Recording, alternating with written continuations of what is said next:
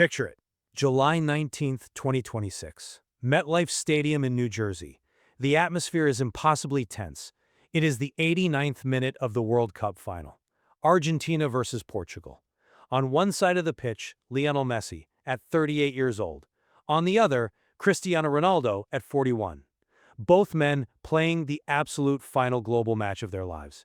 And the stakes are impossibly clear. Whoever scores the next goal isn't just winning a trophy. They're being crowned the undisputed greatest of all time. Wait, you are telling me one kick of a football is going to erase 2 decades of empirical data? I entirely reject the premise. It absolutely does, because a World Cup victory at age 41 for a country with no prior World Cup pedigree is a seismic narrative event. It structurally shifts the entire GOAT logic in Ronaldo's favor. No, it is a fantastic hypothetical, but a single tournament simply cannot erase a 20-year baseline of sustained, comprehensive dominance. Specifically, Messi's 8 Ballon d'Or awards and superior playmaking metrics. One beat of silence.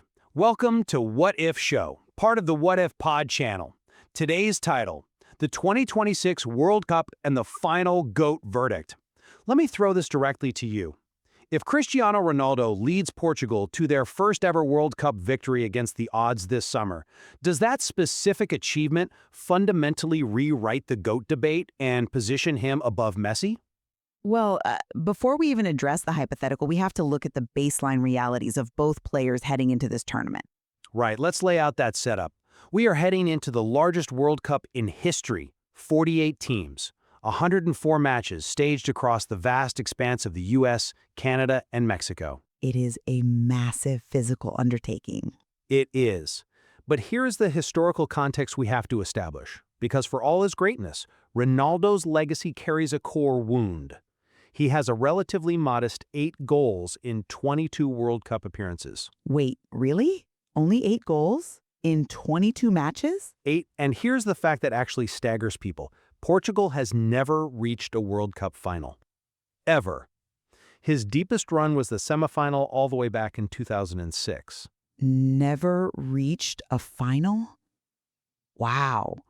I mean, that is a massive statistical anomaly in an otherwise flawless resume. 0 finals. Exactly. So he is attempting to do this at 41 years old in the most expanded, grueling edition of the competition for a nation with practically no winning tradition on the global stage.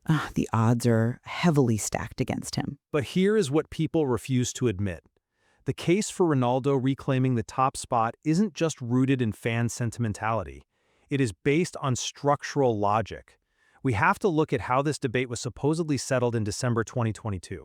The international football community decided that winning the World Cup was the ultimate unassailable metric of greatness. They crowned Messi almost overnight. Right, because the World Cup has a unique gravity. It is the heaviest weight on the scale. So intellectual consistency demands that if Messi's 2022 win was the definitive metric, the exact same weight must be applied to Ronaldo. And doing it at 41, when Portugal is given maybe an 8 to 10% chance, sitting well behind Spain, France, England, and Brazil? Well, it would be an incredible athletic feat, but... Let me finish the statistical point. This wouldn't be a sentimental victory. In his last 30 international appearances, Ronaldo has scored 25 goals. He has 143 international goals total, a men's world record. He is the only player to score in 5 different World Cups.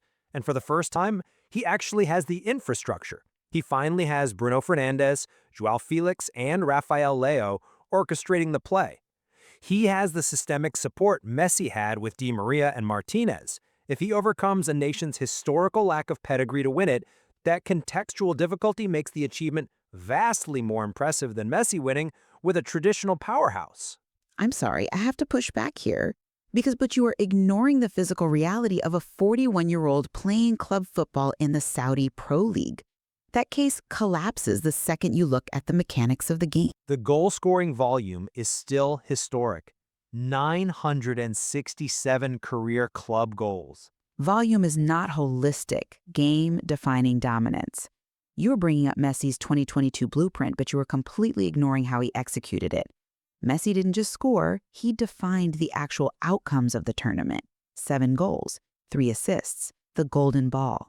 He became the first player ever to score in every single knockout round. Because Lionel Scaloni built a bespoke ecosystem to let him conserve energy. And who is building that for Portugal?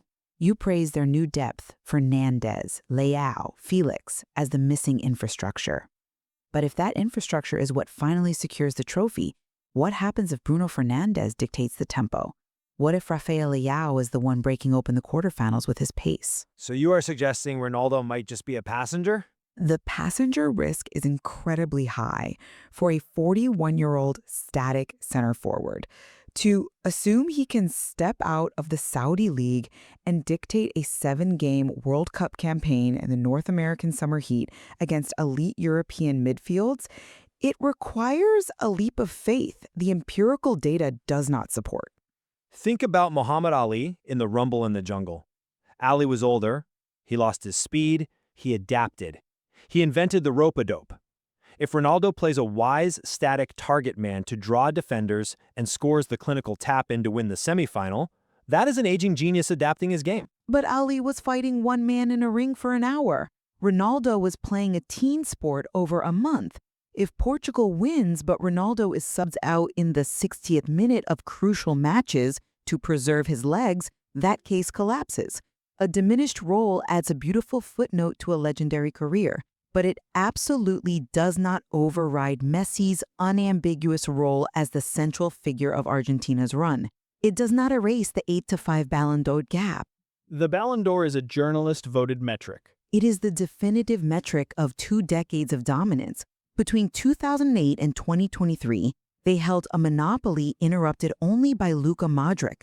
Messi leads that count by 3. He leads the career trophy gap 48-34. He has 346 career assists. You cannot dismantle an entire playmaking profile with one tournament. Okay, hold on. Let's shift gears for a second. Let's look at the legacy aspect of this.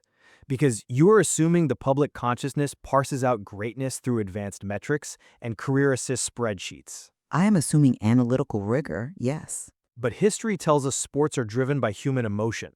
So let me pose an unprecedented hypothetical. What if the GOAT debate isn't settled by cumulative numbers at all? What if we get the ultimate wild card? What do you mean by wild card? Both men are confirmed for the tournament. What if we get a 2026 World Cup final featuring Messi's Argentina versus Ronaldo's Portugal? Oh, wow. I actually hadn't fully considered the mechanics of that happening. Right? The two defining figures of the 21st century, meeting in the final match either will ever play on the global stage. Head-to-head collision. That would be staggering. I mean, the emotional weight of that match. Society would almost certainly crown the winner of that single game as the undisputed greatest of all time. The stakes would absolutely demand a victor in the moment. Exactly. The psychology of legacy shifts entirely. Nobody outside of a data analytics department is going to care about an 8-5 Ballon d'Or gap if Ronaldo scores the winner against Messi to claim the gold in front of a billion people. It overwrites 20 years of statistics instantly. But who do you actually think wins that match? True analytical greatness requires acknowledging that 90 minutes of football cannot invalidate a 20-year body of empirical evidence, no matter how heavy the narrative. And I stand firm that an against-the-odds World Cup win for a non-traditional footballing nation at age 41 would represent the absolute pinnacle of individual achievement, structurally shifting the GOAT paradigm forever. So if we actually get the dream final in 2026, does a single match overwrite history, or did 2 decades of metrics remain unassailable? Drop your definitive answer in the comments right now.